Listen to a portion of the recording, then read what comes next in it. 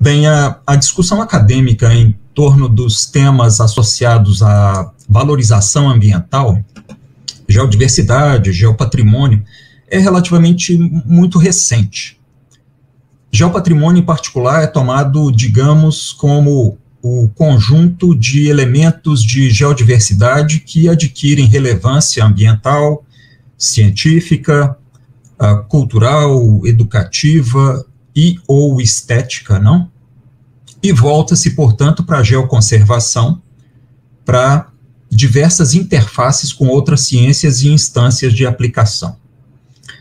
Nesse contexto, a palavra proferida pelo professor Marandola ganha ainda mais destaque em vista da lucidez da sua perspectiva integrada, de cunhos científico e aplicado, e pela maturidade da reflexão que suscita. É também esse o contexto que abriga esta mesa redonda, cujo tema é Geopatrimônio e a Paisagem Natural, e para a qual eu gostaria de convidar para compô-la o professor Dr. Bruno Durão Rodrigues, a doutora Mariana Barbosa Timo e a doutora Lilian Carla Moreira Bento. O professor Bruno Durão Rodrigues é doutor e mestre em Geografia pela Pontifícia Universidade Católica de Minas Gerais, especialista em Análise e Planejamento Ambiental pelo Centro Universitário de Belo Horizonte, graduado em Geografia, licenciatura pelo Centro Universitário Newton Paiva, e bacharel com ênfase em Geoprocessamento pela PUC Minas, Núcleo Universitário de Contagem. É professor da Pontifícia Universidade Católica, na PUC Virtual, e da Rede Estadual de Ensino de Minas Gerais na Educação Básica. Tem experiência nas temáticas relacionadas à educação pública e ensino, sensoriamento remoto, sistemas de informações geográficas e paisagens kársticas. A doutora Mariana Barbosa Timo possui doutorado e mestrado em Geografia pelo Programa de Geografia e Tratamento da Informação Espacial da PUC Minas, graduação em Engenharia Ambiental pela UFOP, atualmente é doutoranda em Karstologia na Universidade de Nova Gorica, Eslovênia. No âmbito profissional, é diretora da Spelion, consultoria EPP, tem experiência na área de geociências, com ênfase em espeleologia, geomorfologia, geodiversidade, proteção e manejo de terrenos kársticos. E em setembro de 2018 assumiu a coordenação da Escola Brasileira de Espeleologia. A professora doutora Lilian Carla Moreira Bento, sabia que estava deixando passar um sobrenome, é licenciada em Geografia pela Universidade Federal de Uberlândia, dedicou-se ativamente aos estudos durante a graduação e participou de programas de bolsas de pesquisa científica e, posteriormente, ministrou aulas para a educação básica. É especialista em gestão ambiental pela Faculdade Católica de Uberlândia, mestre e doutor em Geografia, também pela Universidade Federal de Uberlândia, e trabalha com a temática Geoturismo, Geodiversidade e Geoconservação. Fez estágio pós-doutoral em Geografia na Universidade Federal de Uberlândia, aprofundando-se na temática trabalhada na pós-graduação. Atualmente é docente do curso de graduação e pós-graduação em Geografia do Instituto de Ciências Humanas do Pontal e coordenadora do Laboratório de Geologia, onde tem desenvolvido projetos na mesma temática trabalhada na pós-graduação, usando como área de estudo o município de Ituiutaba, em Minas Gerais. Eu gostaria de passar a palavra, então, ao professor Bruno Durão Rodrigues, para que ele faça a sua apresentação. Por gentileza. Uma boa tarde a todos.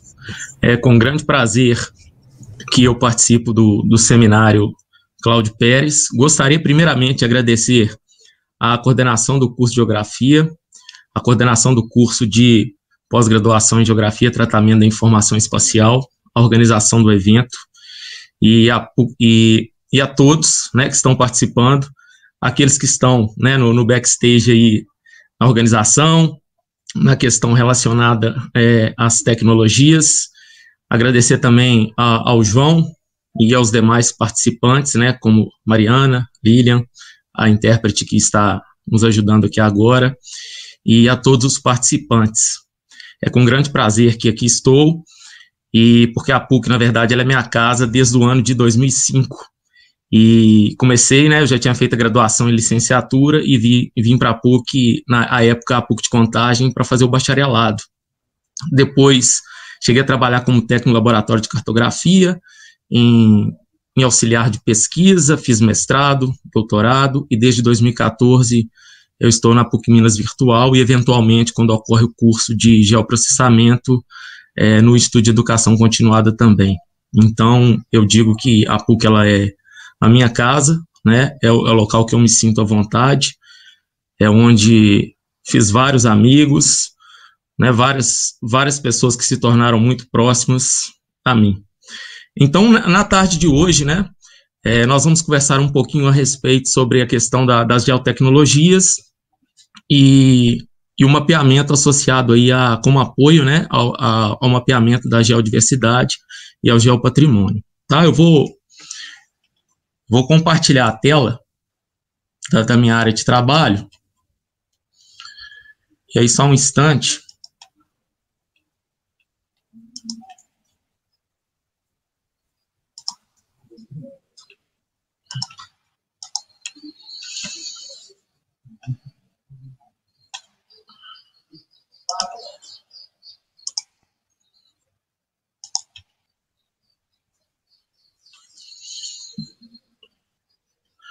Eu acho que está tudo ok, né? Eu não vou conseguir ver ninguém, e aí vou fazer a apresentação aqui olhando para a minha tela, mas isso aí tá tranquilo. Então, vamos lá. Então, o trabalho, né, a conversa que nós teremos agora é relacionada aí às geotecnologias, como apoio ao mapeamento da geodiversidade e ao geopatrimônio. Como eu já conversei um pouquinho com vocês, e o João já me apresentou, vou pular esse slide. E aí, esse aqui é o roteiro de nossa conversa. Então, para deixar a apresentação um pouco mais fluida, né, de forma que ela não fique mais engessada, que ela se torne mais uma conversa nesse momento, eu dividi essa nossa conversa em 5 momentos. Então, de início, falar um pouquinho a respeito dos chamados conceitos iniciais, né, o que é geodiversidade, geopatrimônio, geotecnologias, não entrando também na questão da seara de discussão, porque às vezes a gente tem uma ou outra escola, né, vários autores que fazem discussão sobre essas temáticas, alguns consideram alguns elementos, outros não, e assim por diante.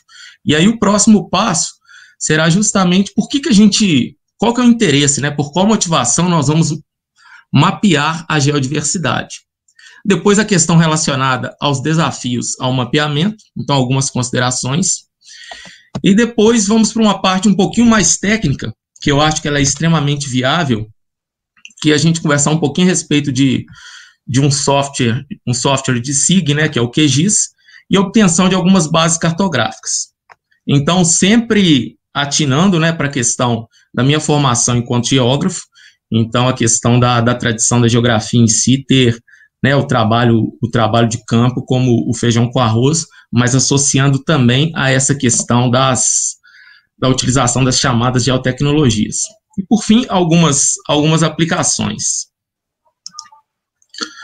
Então, quando a gente, né, os três conceitos que nós vamos trabalhar aqui é geodiversidade, geopatrimônio e geotecnologias. E aí, quando a gente pensa na questão da geodiversidade, eu peguei 2 conceitos. Um utilizado no ambiente internacional e um outro conceito relacionado ao espaço brasileiro, dado pelo Serviço Geológico Brasileiro. Eu só queria informar que ao longo da apresentação eu deixo uma série de QR Codes, né, porque as obras elas estão disponíveis na internet, e aí quem quiser pode fazer a obtenção diretamente no link, tá? Tranquilo? Se for o caso depois, a gente pode combinar de eu liberar essa apresentação em um formato PDF, e depois a gente olha isso aí, tranquilo? Então, olha só, quando a gente pensa no conceito de geodiversidade, a gente vai pensar em variedade de ambientes geológicos, dos fenômenos associados, dos processos ativos. Então, quando a gente pensa nesses processos ativos, eles são de ordem interna, né, e ordem externa, que formam essas paisagens, são formadores de rochas, de minerais, ambientes que são propícios à deposição de restos orgânicos, à formação de fósseis, à formação de solos e outros depósitos superficiais que constituem a base de vida na Terra. Então, quando a gente pensa nessa questão da geodiversidade, e aí a gente pensa nos elementos abióticos, é bem interessante que esses elementos abióticos, eles também são a base da vida na Terra. E a gente pode pensar também, né, na geodiversidade, ela como sendo o palco, né, da ocorrência da biodiversidade, e os elementos da biodiversidade são os atores. Mas a gente não pode pensar também que não existam as trocas. Então, quando a gente pensa em elementos relacionados à biodiversidade, a gente vai pensar em organismos que, por exemplo, em processos de intempéries biológicos, tem a formação dos solos, por exemplo, né? A atuação dentro de cavernas e assim por diante. E aí existe uma máxima dentro da geomorfologia que pode ser aplicada também nessa questão da geodiversidade, que inclusive, se a gente for pensar, ela é na capa desse livro, né? É o título desse livro, né? Que é a Geodiversidade do Brasil, conhecer o passado para entender o presente e prever o futuro. Então, quando a gente dá um lance de vista numa determinada paisagem, ou em diferentes escalas dentro dessa paisagem, né, áreas mais próximas, né, num contexto mais aproximado ou mais distante, a gente tem que entender que aquela paisagem que ali está arcada, ela é um somatório de diferentes processos, né, que vão formar esse ambiente, e aí esses processos eles se dão ao longo dos milhares de anos. Então, a gente entendendo o presente, nós podemos também fazer a previsão do futuro, até mesmo porque, quando a gente coloca a variável antrópica dentro da situação, o homem, ele né, a humanidade, ela movimenta essa paisagem, tanto que há discussões, até do ponto de vista geológico, né, se de fato nós entramos numa fase chamada aí do antropoceno. Quando a gente pensa no conceito de geodiversidade proposto pelo CPRM, e aí a gente vai pensar nesse estudo da natureza biótica, né, do meio físico, que aí é a mesma coisa, são conceitos muito próximos, mas que é constituído também por uma variedade de ambientes, né, com diferentes fenômenos endógenos, exógenos, os processos geológicos relacionados que dão origem a essas paisagens. E aí nós vamos pensar também que todo esse ambiente, né, ele é propício ao desenvolvimento da vida na Terra, e aí ao longo dos milhares de anos, aí a gente pode pensar em processos de extinções, surgimento de novas espécies, assim por diante, mas nesse caso, no conceito aqui do CPRM, a gente tem a geodiversidade com inserção do caráter humano, ou seja, nós damos valor àquele elemento que compõe a paisagem. Então, são os valores intrínsecos à cultura, ao estético, ao econômico, ao científico, ao educativo e ao turístico. E aí, quando a gente pensa na geodiversidade como um todo, ela nos propicia diferentes campos de trabalho, diferentes áreas de atuação, né, que vão desde a prevenção de desastres naturais, a questão da saúde também, porque nós vamos ter, por exemplo, depósitos de águas subterrâneas que vão estar em contato com diferentes minerais, que por vezes essa água não está potável ao consumo, né, de maneira imediata. Então, questões relacionadas ao meio ambiente, da história da Terra, mudanças climáticas, ao levantamento geológico e pesquisa mineral. Então, a gente vai pensar nas áreas de mineração, a disponibilização e adequação dos recursos hídricos, utilização na agricultura, obras de engenharia, políticas públicas, educação, então aquela questão da própria valorização do ambiente a qual está inserido. Né? Então, quando a gente pensa nessas questões também, não adianta nada a gente fazer simplesmente o discurso relacionado à geodiversidade no meio acadêmico, se a gente não colocar isso em prática. Então, quanto mais se dispersar esse conhecimento, desde a educação básica, isso eu digo porque eu sou professor de educação básica há 20 anos, fica muito mais fácil, né, da gente lidar com essas questões. A questão da geoconservação, do geoturismo, que aí no geoturismo também a gente tem que pensar nas comunidades locais, né, a movimentação da economia, e a instrumentalização para planejamento da gestão e o ordenamento territorial. Então, pensando na geodiversidade como um todo, nós temos diferentes áreas do conhecimento, né, e diferentes profissionais que podem trabalhar com a geodiversidade. E aí, quando a gente pensa na questão do geopatrimônio, e aí existe uma outra discussão também, que é essa discussão do geopatrimônio é um conceito um pouco mais recente, que aí ele surge a partir dos geomorfólogos principalmente, e aí a gente vai pensar em correntes do pensamento distintos, né, porque a gente tem lá o patrimônio geológico, que é o conjunto dos diferentes elementos da geodiversidade, e o geopatrimônio, nesse caso, a gente entra com algo mais abrangente. Se antes você pensava num afloramento único, ou em uma formação geológica, que ela fosse de um caráter científico, educativo, de valorização estética, cultural, quando nós falamos com relação ao geopatrimônio, nós colocamos aí também, nessa vertente aí, o caráter geomorfológico e pedológico também. E esse termo, ele deriva de um termo em inglês, né, que é o geoheritage. E aí tem 3 exemplos aqui, né, de situações distintas, uma paisagem arcada no Caixa Lagoa Santos, sobre os carbonatos, na experiência Jaguara, o alinhamento da Serra da Moeda, né, no anticlinal Moeda, e o glaciar Perito Moreno, onde aqui a gente pode ver situações distintas, olha, sedimentos derivados, né, da movimentação do próprio glaciar. Então, o geopatrimônio, ele entra justamente nessa situação. E aí, pensando justamente nas geotecnologias, eu vou passar para essa figura aqui, até para a gente discutir de uma forma um pouco melhor. Quando nós pensamos nas geotecnologias, também nós vamos abrir algumas discussões relacionadas, né? Então, o que na verdade se compõe com as geotecnologias? Então, existe aquele conceito assim, o conjunto de hardwares e softwares, né, que são destinados aí à coleta, ao armazenamento, à análise de dados, esses dados geográficos, né, com o objetivo de gerar diagnósticos, ou seja, fazer a leitura do presente, e prognósticos, que a gente tem a possibilidade de criar modelos preditivos da superfície da Terra como um todo, aí vai a questão da escala, ou de uma dada porção da mesma. E aí, quando a gente vai pensar nessa questão das geotecnologias, uma coisa que é muito importante é a questão das pessoas que fazem parte desse sistema. Porque um hardware, um software, um sistema qualquer, ele não surge sem as pessoas. Então, dentro desse sistema das geotecnologias, eu posso considerar as pessoas que fazem a utilização dela, seja na criação, seja na utilização de forma geral. Então, a gente tem que pensar que investir em pessoas para a utilização das geotecnologias demanda tempo, demanda o esforço, né?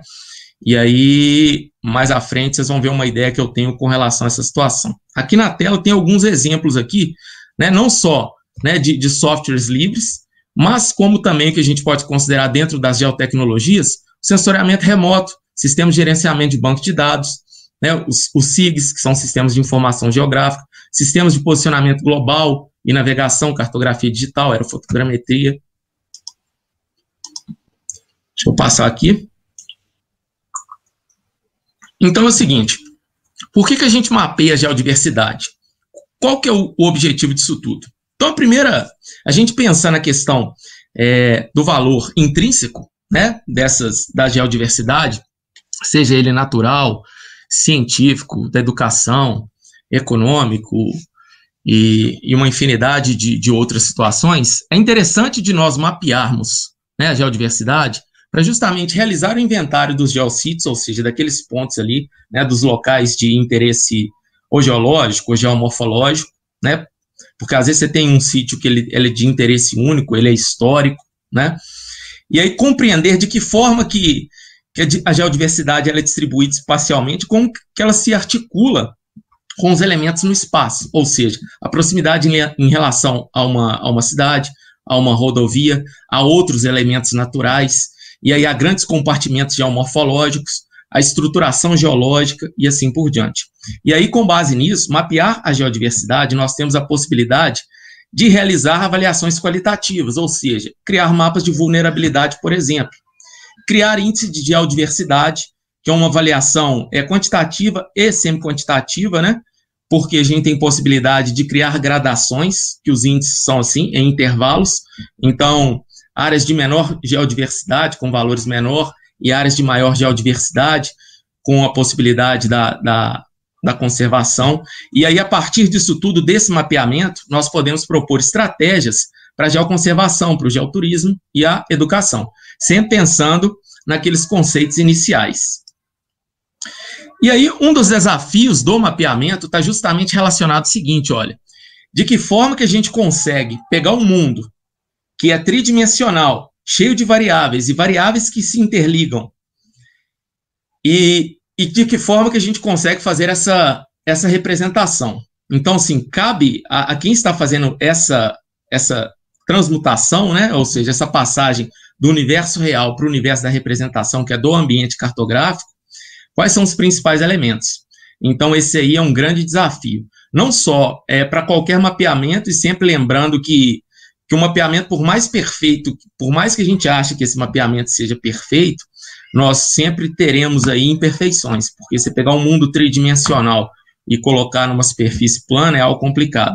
Então, aqui é um exercício que eu havia feito até durante um campo, que foi lá no Parque Nacional do Caparaó, e aí, numa visada, né, na tronqueira, com vista para o lado mineiro, né, que o parque fica entre os estados de Minas Gerais e do Espírito Santo. Depois eu peguei uma imagem do Google Earth, que é o universo da representação, e tentei fazer uma associação dos pontos do universo real, que a foto também não deixa de ser a representação, né? A abstração, ela deve ocorrer, né? A absorção do ambiente ocorre de quem está no local, mas no momento que você tirar a foto, aquele ambiente ele passa também a ser uma representação.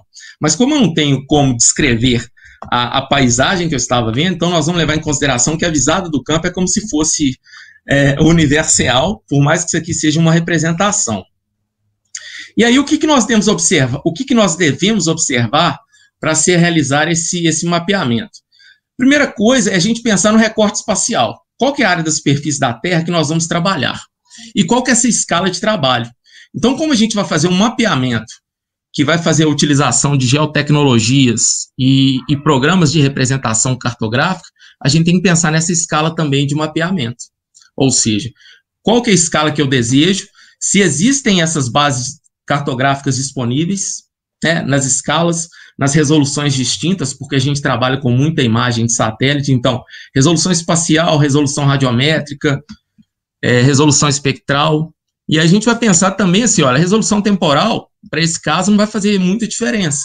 Isso vale mais para mapas de previsão do tempo, por exemplo, né, porque a gente vai ter pouca mudança sobre essa ótica, a não ser que você tenha um evento catastrófico ali naquele período ali, igual o rompimento de uma barragem, que aí vai mudar totalmente aquela paisagem para análise ali. E aí, olha, uma das coisas que são super importantes, pensando nessa questão do mapeamento, é o planejamento.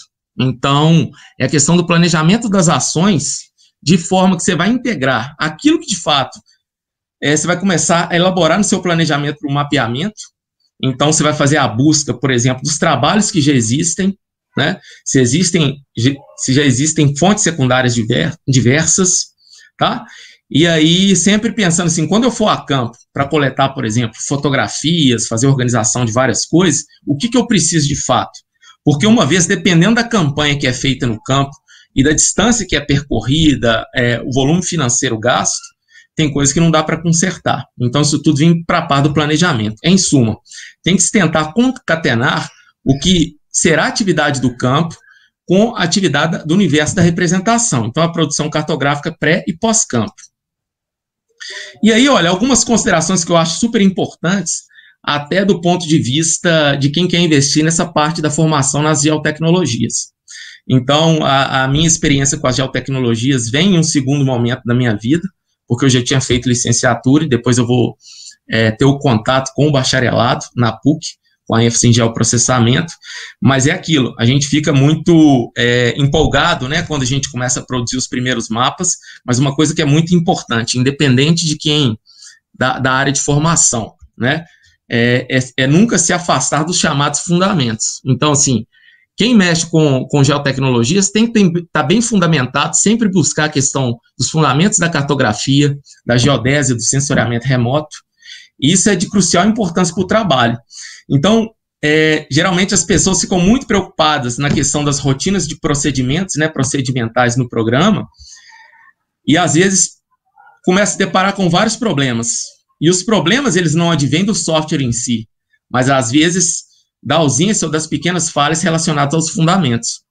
Então, quando você souber, por exemplo, qual que é o datum a ser utilizado, que tipo de sistema de coordenadas deve ser utilizado, quais as cores na representação, se aqueles dados ali eles são compatíveis ao que se pretende, isso tudo está lá nos fundamentos e não na utilização do software em si, tá? E aí, olha, saber justamente realizar esses processos de abstração, que é justamente o que eu vou trazer do mundo real para o meu universo da representação. Porque quando a gente está lidando com a geodiversidade, ou outras temáticas, mas nesse caso específico com a geodiversidade, nós vamos ter alguns problemas aí relacionados, né? Quais são os dados que eu vou inserir e de que forma que eu vou fazer isso? Então, a grande dica que eu dou é o seguinte, olha, nunca a gente cair nessa armadilha de simplesmente aprender somente a operar o software, né, ou as outras tecnologias, ter os fundamentos por trás. E aí, olha, pensando aqui em algumas fontes de consulta sobre geodiversidade, então a gente tem que se nutrir delas, né, em diferentes escalas, e aí eu coloquei em escalas mais gerais aqui, eu peguei algumas fontes disponíveis na internet, e aí esse QR Code cai direto no link, né, da página, são produções da CPRM, tá, e da CPRM, né, Comissão Brasileira de Sítios Geológicos e Paleobiológicos, então eles servem como fontes de base aí às pesquisas, né. Então, uma publicação bem interessante que é a Geodiversidade por Estados, e aí nós temos, dentre elas, Geodiversidade do Estado de Minas Gerais. Lá eles mostram a questão do mapeamento, a questão cartográfica, os padrões para normatização, o que é pesquisado. Então, é bem interessante. Nesse processo de busca, quando a gente lida com geotecnologias, a gente faz também, né, a questão do geoprocessamento. Quando a gente lê os textos, se apropria de textos gerais, textos específicos, sejam em teses, dissertações, artigos, né, até para a gente conseguir balizar melhor o recorte espacial que nós vamos trabalhar. E aí eu vou colocar algumas coisas numa situação de campo, que a gente pensa no universo da representação, que é o seguinte, antes da gente ir para o software, né, para fechar, a gente tem que entender o espaço que a gente vai trabalhar. Então, tem aqui duas situações, né, de trabalho, e as duas situações, a Mariana, né, que vai apresentar no próximo aí, ela esteve comigo. O que está aqui à direita é da dissertação dela. Então, quando a gente fazia mais os campos, então é a questão da representação desses espaços. Então, assim, a gente pensar sempre na questão das escalas, né, do geral para o particular. Então, a mesma coisa aqui, olha, a gente tem uma determinada localidade, com um curso d'água passando, né, em direção ao Sumidouro. Aqui a gente tem o córrego Samambaia, isso aqui no Parque Estadual do Sumidouro. Então aqui o Poliê, né, a planície do Samambaia, e lá ao fundo o maciço de Fidalgo, que a água vai verter para o Sumidouro, que está aqui, e depois uma representação. E a gente tem que pensar também que nessas escalas, quanto mais a gente se nutrir de referências espaciais, fica muito mais fácil, porque eu poderia colocar uma foto aqui, mas tem uma escala humana para a gente tentar entender essa dimensão. A mesma coisa aqui, ó, a ideia era justamente a representação desses scallops, né, que denotam aí a direção do fluxo, e aí foi sendo feito o zoom, né, esse enquadramento, e com escalas ao longo de todo o processo. A mesma coisa aqui, olha, áreas de grandes dimensões, então aqui a Gruta do Janelão, lá no Parque do Peruaçu, e aí quando a gente vai pensar, se tirar só a foto propriamente dita, a gente não tem dimensão, para quem não conhece, não tem dimensão do tamanho dessa caverna, por mais que ela seja conhecida. De repente, quando se faz o uso da escala humana, fica melhor. E aí a gente vai pensar também, para objetos menores, a gente pode utilizar uma caneta, uma moeda de R$1, tá? Uma escalinha pronta, e aí tudo mais fácil. O mais importante é sempre trabalhar com essa questão das escalas. E aí, olha, deixa eu só parar aqui. Quando a gente vai para campo também, uma coisa que é muito importante, até para a gente depois ter a possibilidade na elaboração dos mapeamentos e colocar mais detalhes, fazer inferências nos relatórios, tudo que a gente puder, né, e tiver possibilidade de trabalho ali para registro, fica bem fácil. Hoje, quando com o celular, com o uso do celular, uma série de equipamentos, eles estão todos concentrados nesse aqui. Então, uma das coisas que podem ser feitas é justamente, né, o registro por filmagens fotográficos, né, aí coloca com a localização do GPS, né, na câmera, e aí tem a possibilidade da imagem sair já georreferenciada, mas é do ponto a visada é outra, né, a georreferência é no local de retirada da foto e não da representação. Isso aí tem que ficar um pouco atento com isso, tá? Eu costumo também a criar um grupo de WhatsApp, né, de uma pessoa só ou de mais pessoas que forem ao campo. Então, à medida que vai chegando no campo aí, você vai gravando o áudio, por mais que não tenha o sinal da internet, por exemplo, fazendo algumas anotações, porque isso tudo depois serve como recurso de lembrança e aumentar a possibilidade da representação. Então, uma das coisas que eu sempre gosto de fazer, quando é em campo, é uma tomada em 360, de um vídeo simples. E esse aqui é do Políedro Sumidouro. E aí, para ver todo o contexto, né, até para o melhor entendimento quando se pegam as bases cartográficas. Então, essa aí foi tomada ano passado, né, antes da pandemia. A lagoa estava com água.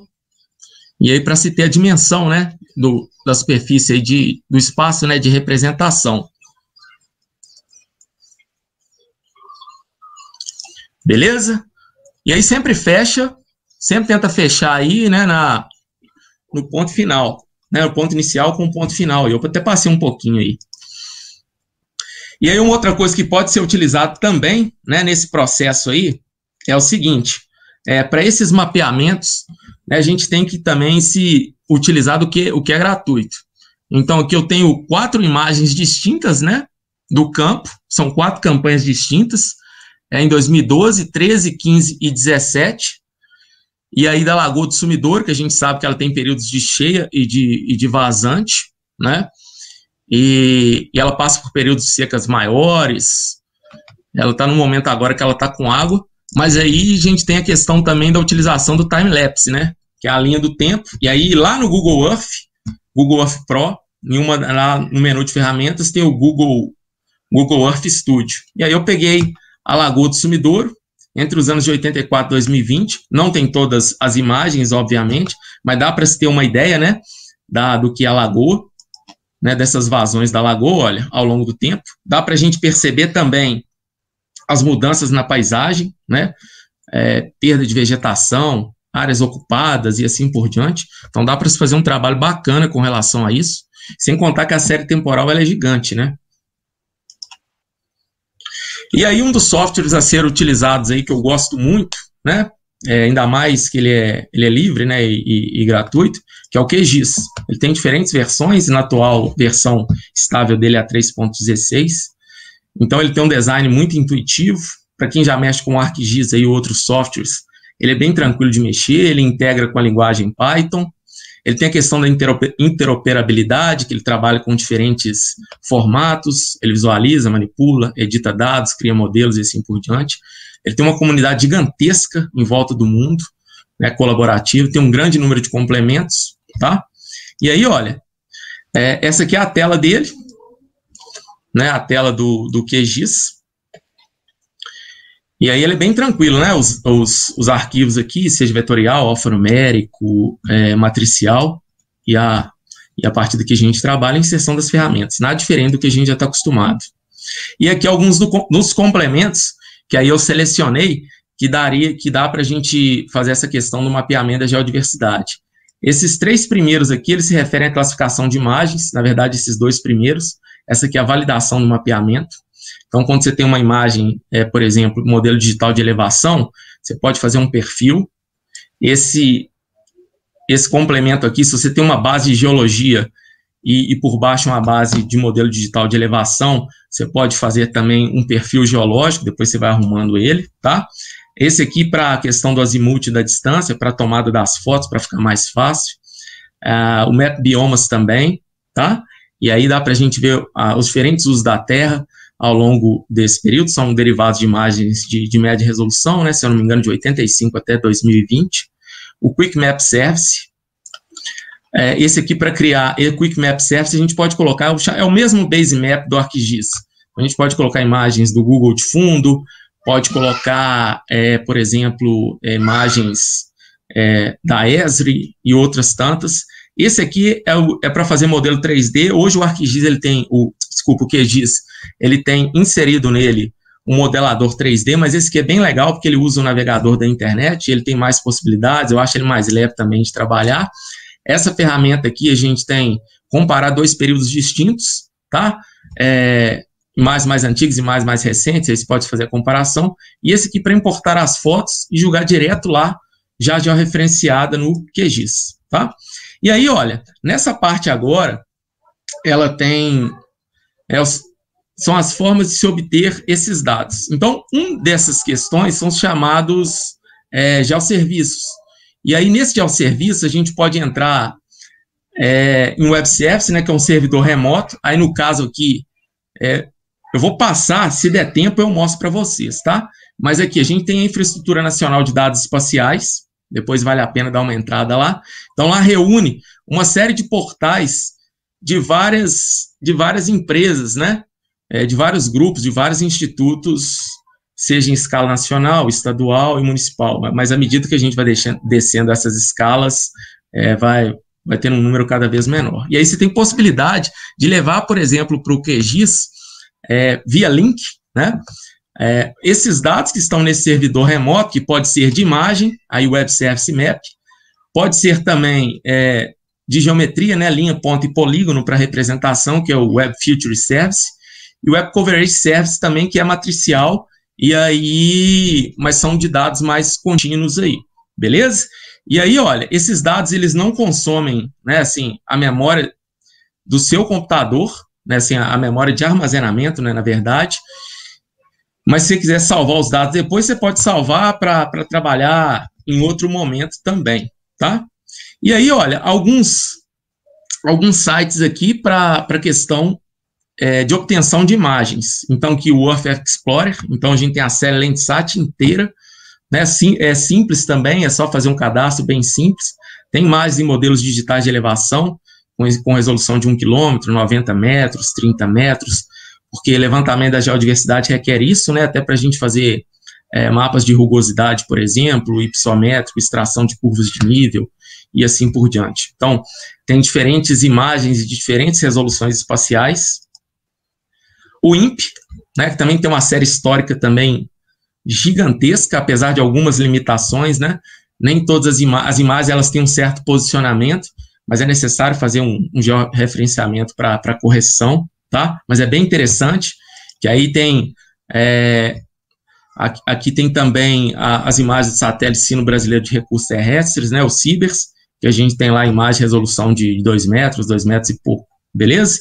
Aí é bem tranquilo, depois dei uma acessada, tá? Aí o Topodata INPE, que é o banco de dados geomorfométrico, e aí você tinha a imagem SRTM, né, da missão SRTM do ano 2000, e a partir dele foi feito um processo de interpolação desses dados e criados dados geomorfométricos, não só daqueles relacionados à altitude, mas declividade, orientação de vertentes, comprimento das rampas, delimitação de microbacias e assim por diante, tá? Ele está na escala de 1 para 250 mil, que é a escala nativa dele, tá nas mesmas grades, tá? E aí pode ser feito aí dessa forma. Só uma lembrança aqui, que eu gostaria de falar, é bem interessante também, nessa questão do web service geográfico, que você pode baixar todas as cartas topográficas disponíveis para o território brasileiro. Então parece que carta topográfica é algo que está em desuso, mas quando você vai fazer um trabalho de campo é extremamente pertinente, principalmente a questão da toponímia, da comparação de alguns usos da terra. Então é bem interessante. Quem trabalha com a questão do trabalho de campo, principalmente voltada a essas questões ambientais, sem a carta topográfica fica um pouco órfão assim, vamos dizer, né? E aí as imagens do satélite Sentinel, né, da Agência Espacial Europeia. E aí alguns dados aqui que a gente pode utilizar, né, que é o portal da geologia, que é da Cotemig, né, que é da Companhia de Desenvolvimento de Minas Gerais, em parceria com o IGC da UFMG e a CPRM. Então a gente tem dados ali de Minas Gerais inteira, né, os diferentes mapeamentos. E esse mapeamento você faz um cadastro super simples na hora, e aí é mandado um link para você ter acesso aos dados. Você pode pegar a carta em formato PDF, né, que ele tem os dados de ipsometria, o geológico, no contexto do cenário, o recorte do cenário de Minas, do campo geofísico, ou pode baixar também o formato shapefile, né, vetorial, para você produzir a sua própria carta também, com base nos dados. A outra é do Serviço Geológico do Brasil, e aí ela tem essa árvore de dados aqui, que são mapeamentos compatíveis às cartas topográficas, tá? Vale a pena também dar uma olhada.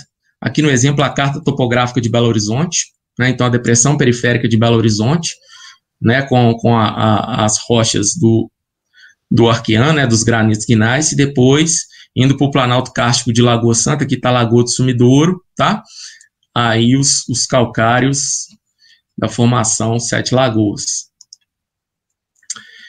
Aqui também é um outro aplicativozinho também, né, utilizado no navegador, que é o Visible Geology, que ele é bem interessante também.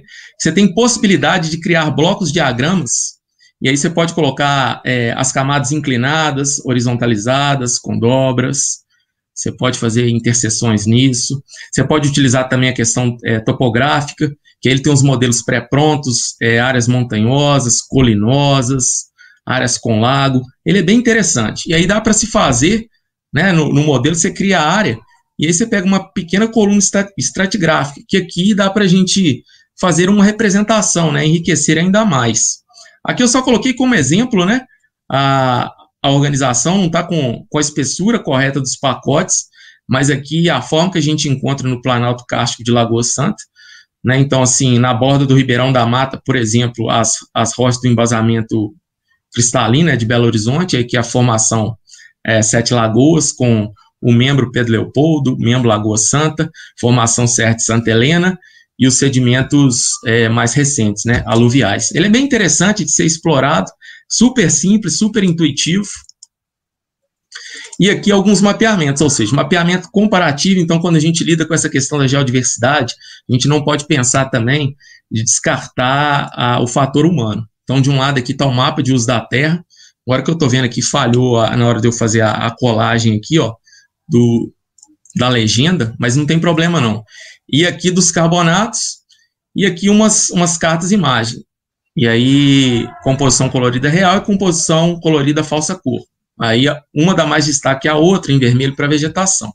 Então, vejam só, as áreas de ocorrência, por exemplo, né, uma das análises que a gente pode fazer, as áreas de ocorrência do membro Lagoa Santa, que são os calcários mais puros, com ocorrência de cavernamentos, ela coincide justamente também, olha, com o que está em lilás aqui, com as áreas de mineração de calcário. Então, essas são algumas das coisas que nós podemos fazer. Criação de bloco de diagrama também, né? E aí, quando a gente vai fazendo um contexto de ordem mais geral, esse aí foi até um trabalho da minha dissertação, né, sob a orientação do professor Panicê. Aí um bloco de diagrama, e aí 3 compartimentos, a Serra de Espinhaço e os 2 afluentes do Espinhaço, o Rio Pardo Pequeno e o Rio Pardo Grande, né, e o afluente dele, o Rio Pardo Pequeno, que ele corre nesse Planalto Kárstico, e depois ele deságua aqui na planície do Velhas aqui. Beleza? Aqui são algumas das formas que a gente tem de se fazer essa representação. Uma outra coisa é o mapeamento da sazonalidade. Então, peguei várias imagens. O ideal é que fosse no ano hidrológico, mas aqui está para o ano de 94. E aí, a imagem, o mês e a área, né? E a área ocupada pela lagoa. Essa é uma das possibilidades. E, por fim, também trabalho de modelagem de índice de geodiversidade. Então, você pega diferentes variáveis, atribui peso, então, a epsometria, a geologia, então, quantos tipos litológicos tem, as idades dessa geologia, a rugosidade do relevo, orientação de vertentes. Aí, essa escolha para se fazer as atribuições, a escolha dos atributos, ela está diretamente relacionada àquilo que é mais importante e fica por parte de uma decisão do cartógrafo. Então, eu sugiro, né, eu coloquei como exemplo aí, trabalho de modelagem da geodiversidade, de uma dissertação da UFMG, né, do ERIC, sob orientação da professora Úrsula, e aí fez para a APA Sul. Então, quando a gente pensa nisso, ele conseguiu valores de 1 a 10, né, valores menores, menor geodiversidade, né, pelo fato de se tratar de um índice, e valores 10 de maior geodiversidade. E aí, depois disso, você faz um tratamento, vamos dizer assim, qualitativo. Pega esses dados e separa em classes. Baixa, média, alta e muito alta. Perceba aqui que na APA Sul, né, aí tem um anticlinal moeda aqui, né, e aí você vê que na região da APA Sul, você tem áreas em grande quantidade aí, que de alta, né, de média a alta, e áreas mais pontuais de muito alta geodiversidade. Esses são alguns exemplos que eu passei para vocês, né? Então, assim, para finalizar minha fala aqui, o que é mais importante nisso tudo, que preocupem-se, né, com a questão do aprendizado, né, das geotecnologias, das fundamentações, leiam muito, né, o trabalho de representação, vou ser até redundante aqui, ele é um pouco trabalhoso em alguns aspectos, mas ele traz muita satisfação, seja na pesquisa acadêmica, para questão da consultoria e assim por diante. Beleza? Esse era o recado que eu tinha para passar para vocês. Agradeço demais a atenção. Aqui estão meus contatos, né, no Instagram, no LinkedIn e meu e-mail. Beleza? Então é isso, gente. Muito obrigado a todos aí por esse momento. Então, um grande abraço. Muito obrigado, professor Bruno Durão Rodrigues. Ele tem sempre uma propriedade muito grande na fala dele, não é só por causa da experiência indiscutível que o professor Bruno Durão tem, mas é certamente diante da sua didática, que é verdadeiramente admirável. É uma pessoa que, na opinião de muita gente que o conhece, é uma pessoa que a gente deve acompanhar em termos do potencial para o trabalho acadêmico realmente ético, sério e dedicado. Muito obrigado, professor. Impressionante também a humildade e a competência no mesmo nível, né? Impressionante, em termos do conteúdo da sua fala, o número de possibilidades oferecidas pelas geotecnologias.